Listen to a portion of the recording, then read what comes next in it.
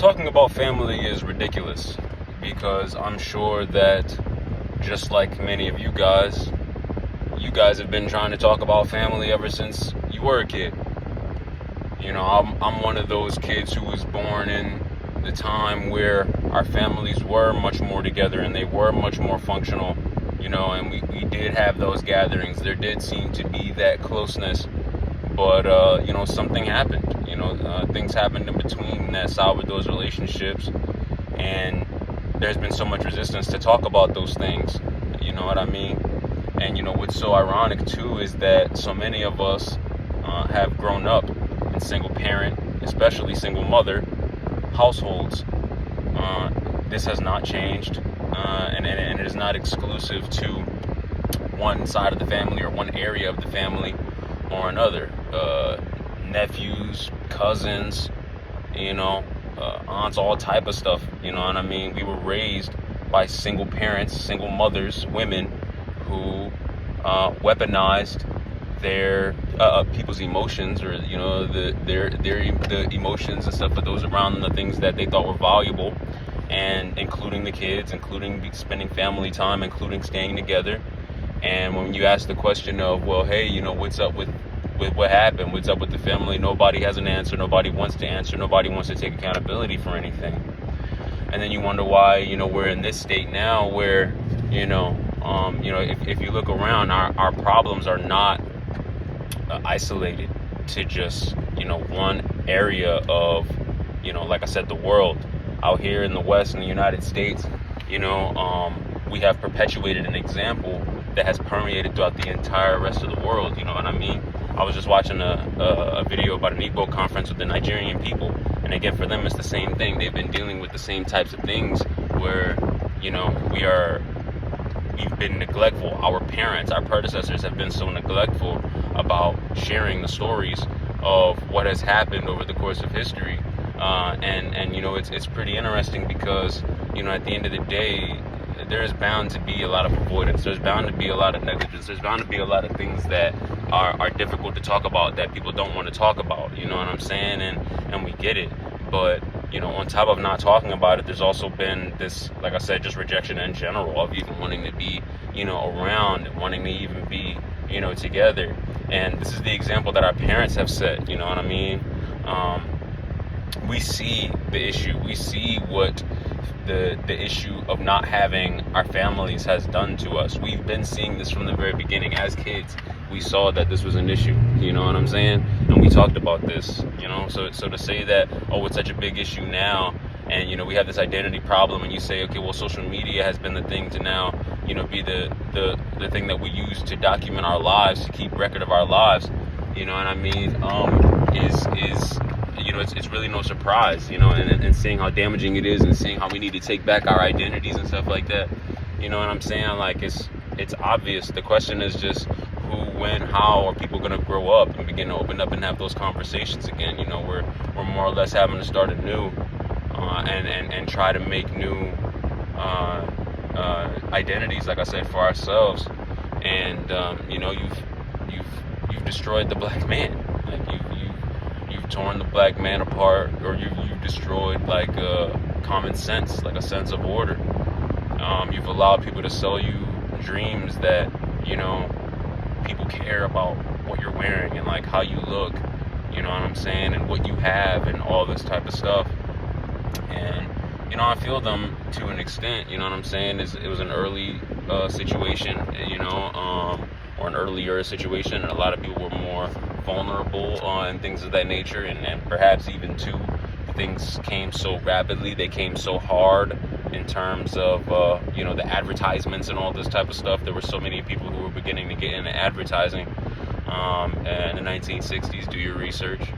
And you know, pressing things upon people, and we didn't really have perhaps that reinforcement, you know what I'm saying, that fortification of who we really are, you know what I'm saying, and really understanding, you know, what we truly, you know, care about, you know. But there is and always has been, though, that example of our wallets, you know what I'm saying. There is and has always been that example of where we put our money, and realizing that we really don't have it, you know, like that. You You know what I'm saying? Like, there's no way or point in keeping up with trying to buy anything. You know what I mean? Like, everything, even in the study of economics, you know what I'm saying? You want to do financial wellness and all of this type of stuff. It all says the same things. And, you know, the simple act of educating ourselves, of doing research, of caring, seeing our eyes open, you know what I mean? These things would have, you know, continued to carry us forward. But again, our parents have been neglectful and have set that example of being neglectful. You know, it's really easy. It's especially easy to see the importance of family when you actually have your family. And a lot of people who have their families, they don't really appreciate or see how having their families has really benefited them until, you know, they lose their family members, you know what I mean, and they realize or get a glimpse of really how difficult it is for them to you know, like, traverse the world without a support system, without that steady support system, those people to talk to and stuff like that. So now we got to hear from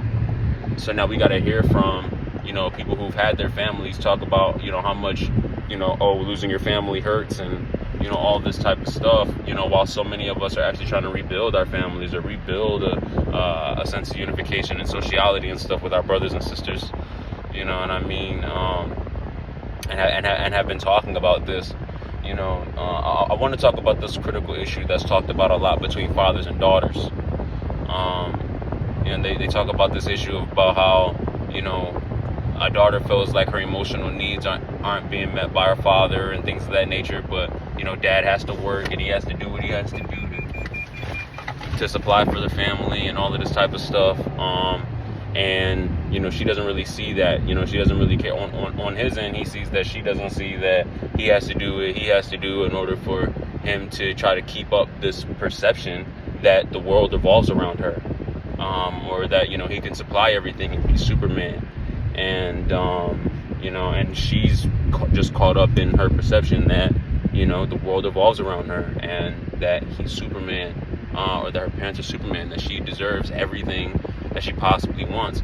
But the reality is, no, she doesn't. People need to learn other things. People need to see the options that are available to them in terms of how to fill their time.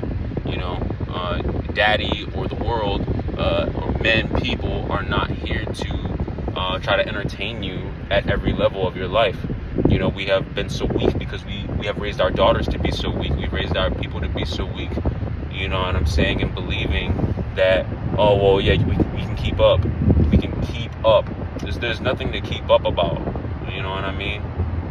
Except for, you know, like I said, ourselves, our histories, and realizing the things that we can do with our time. You know what I'm saying? Keep up with our time. Keep up with the information that we need to know that makes us feel like ourselves. That like I said, fortifies who we really are on the inside. And yeah, so, you know, it's really, really incredible how we really have the same issue all over the world in the realm of family, and trying to maintain our identities, trying to find our identities, and it's really sad. Like, it's really, really sad, because, like I said, the millennials and Generation X and the baby boomers have failed. They have all failed. And right now we are at this precipice in our culture where it looks like we are all being led to the slaughter, because our mothers, our grandmothers, our aunts, our uncles, our cousins, our grandfathers, and all this, they have failed us in terms of keeping a history, keeping record. You know, people used to keep record of things that happened, and then all of a sudden we started caring about, what the white man is doing. We started caring about, with the advertising, we started caring about all of the new, gadgets and gadgets and the so-called advancements. How are we advancing? You know what I'm saying? That's my question. So that's the story.